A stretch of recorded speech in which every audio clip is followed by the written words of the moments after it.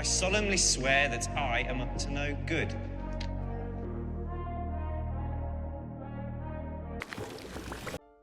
I love controlling the battlefield and causing chaos in Hogwarts Legacy, utilizing spells such as Transformation and Imperio to transform and manipulate enemies to bend to my will.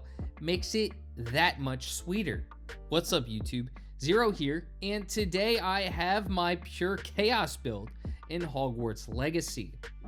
In this video, I'll go over the talent points you need for this build, the trait you want on your equipment to enhance this build and make it even better, and I will go into the spells required, the 4 spells required to finish this build off. Then I'll get into some more gameplay and talk about why the combination of talents, spells, and traits work very well together to create a pure chaos and absolutely epic build. Now, I do want to say that my build videos are short combinations of talents and spells that work really well together. This pure chaos build is going to require 10 talent points. There are 35 talent points total in Hogwarts Legacy, so you can combine multiple of my builds to create an epic character that suits your needs.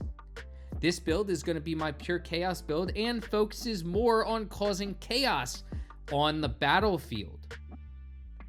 Before I get into it, I do want to say if you do enjoy this video, feel free to give it a thumbs up and hit that subscribe button for more Hogwarts Legacy content. I do a bunch of other RPGs, so feel free to check those out as well. Thank you so much in advance for doing so, and without further ado, let's get into the talent points. Again, this is going to be 10 talent points required for this combo. Let's talk about the talent points and start out in the Dark Arts tree because this is where the majority of our points are going to be invested. So first, Blood Curse. Dealing damage to a cursed target inflicts damage to all cursed targets.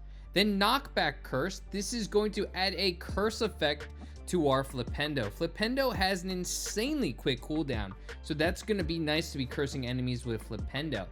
Then Enduring Curse, a curse effect remains on an enemy for a longer period of time. Imperio Mastery, as enemy under your control with Imperio curses other targets with each successful strike. So we're going to be spreading that curse around with our Imperio target. Crucio Mastery, striking an enemy cursed by Crucio, releases a projectile that curses other targets. So that's going to be our 5 in the Dark Arts. Then we have 1 in our spells, our Transformation Mastery. Enemies struck with a transformation spell transform into explosive objects. This is going to be nice. So we can utilize that to eliminate 2 enemies with 1 stone or 1 spell. Then 3 in our spells. We have Basic Cast Mastery. Basic Cast impacts reduce spell cooldowns. So that's going to be nice, getting some of our cooldowns back quicker, especially because some of those have long cooldowns. Then Basic Cast Airborne Absorption. Basic Cast impact on airborne enemies contribute more to Ancient Magic. And Evasion Absorption, evading an unblockable attack, also contributes more towards Ancient Magic. So we're going to be getting that Ancient Magic meter a little bit quicker with a couple of those points. And then 1 in our Room of Requirement. Thunder Brew Potency. The range and damage of the potion effect are greatly increased. So this is going to help with our chaos. We're going to be calling down a storm.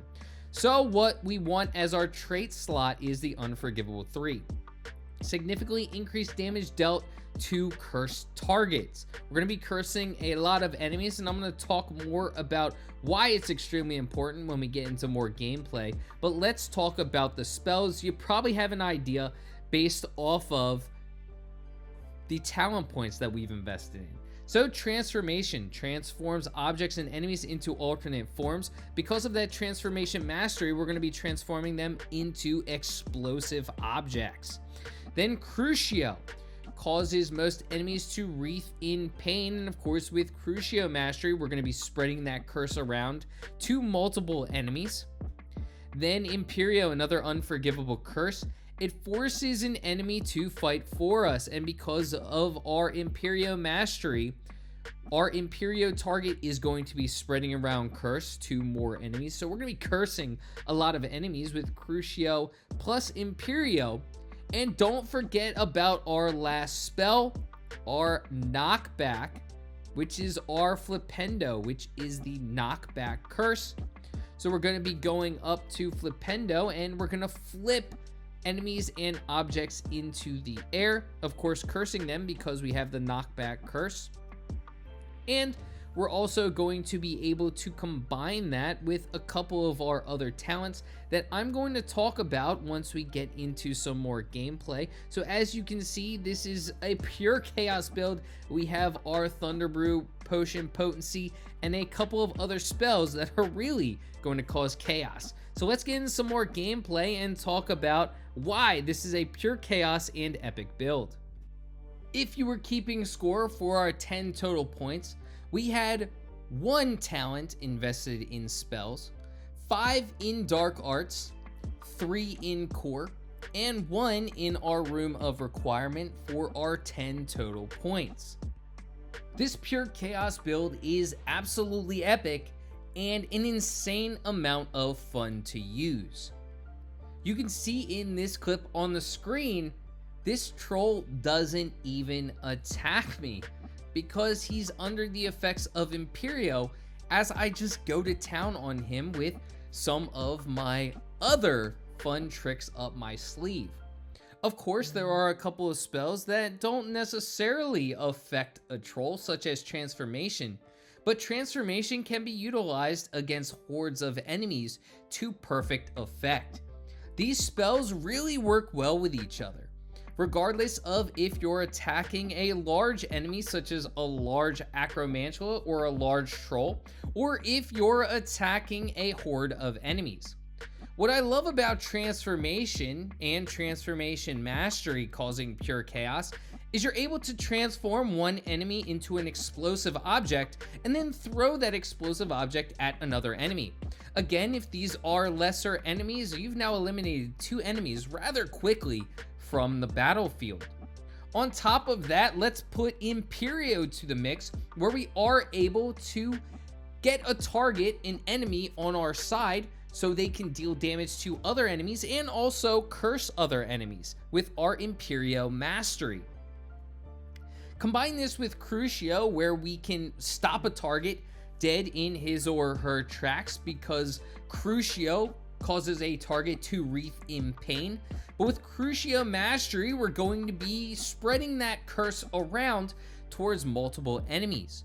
Same with Flipendo. Flipendo has an insanely short cooldown, so we're going to be utilizing Flipendo a lot, especially with our knockback curse, again, spreading that curse around to multiple enemies.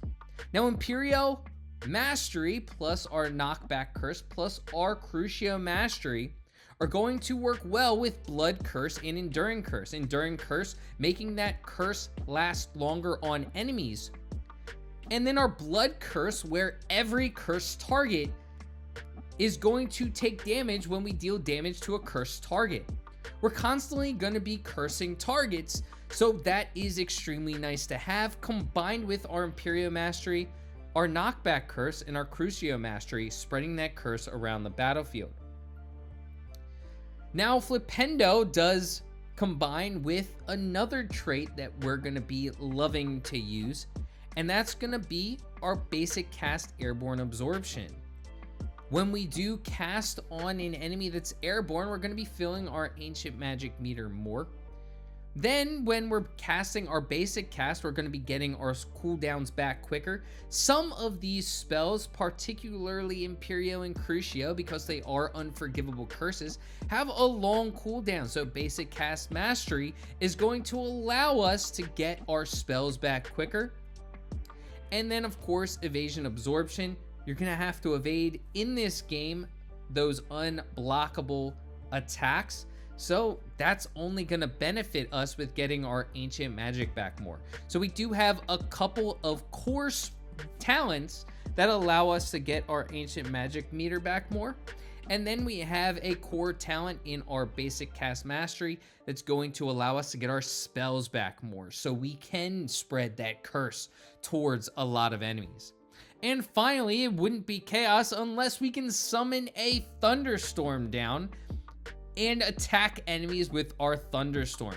So Thunder Brew potency is going to be perfect for this. You can just pop one of these potions every so often so we can have a thunderstorm amongst the battlefield. So while we're not only dealing extra damage to cursed targets, especially since we're spreading curse around the battlefield, but our lightning strikes from our thunderstorm is also going to be dealing damage to our enemies. So we're going to be dealing damage from cursing. We're going to be dealing damage from our thunderstorm.